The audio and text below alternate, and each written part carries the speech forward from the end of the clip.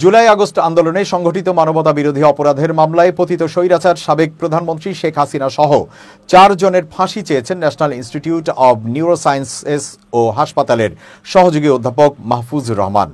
বুধবার আন্তর্জাতিক অপরাধ ট্রাইব্যুনাল 1-এর চেয়ারম্যান বিচারপতি মোহাম্মদ গোলাম মর্তুজা মজুমদারের নেতৃত্বাধীন 2 সদস্যের বিচারিক প্যানেলে সাক্ষ্য দেওয়ার সময় এই বিচার চান তিনি।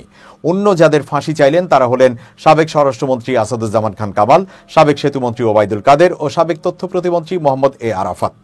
জবানবন্দিতে জুলাই আগস্ট আন্দোলনে গুলিবিদ্ধদের চিকিৎসা দেওয়ায় ডিবি পুলিশের হুমকি পেয়েছেন বলেও তুলে ধরেন ডাক্তার মাহফুজুর রহমান। তিনি বলেন, 19 জুলাই গুলিবিদ্ধ আহতের সংখ্যা বেড়ে যাওয়ায় ডিবির লোকেরা আমাদের হাসপাতালে আসেন।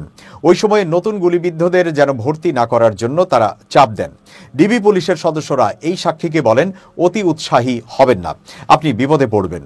যাদের ভর্তি করেছেন তাদের রিলিজ করে দেবেন না। এ বিষয়ে ওপরের নির্দেশ রয়েছে, তাদের বিরুদ্ধে আইনি ব্যবস্থা নেওয়া হবে। এদিন বেলা 11:25 13 নম্বর সাক্ষী হিসাবে এই চিকিৎসকের সাক্ষ্য গ্রহণ শুরু হয়। সাক্ষ্য গ্রহণ শেষে তাকে জেরা করেন শেখ হাসিনা ও আসাদুজ্জামান খান কামালের পক্ষে রাষ্ট্রনিযুক্ত আইনজীবী আমির হোসেন। এছাড়া একই হাসপাতালের সিনিয়র স্টাফ নার্স শাহনাজ পারভিনও সাক্ষ্য দিয়েছেন ট্রাইব্যুনালে।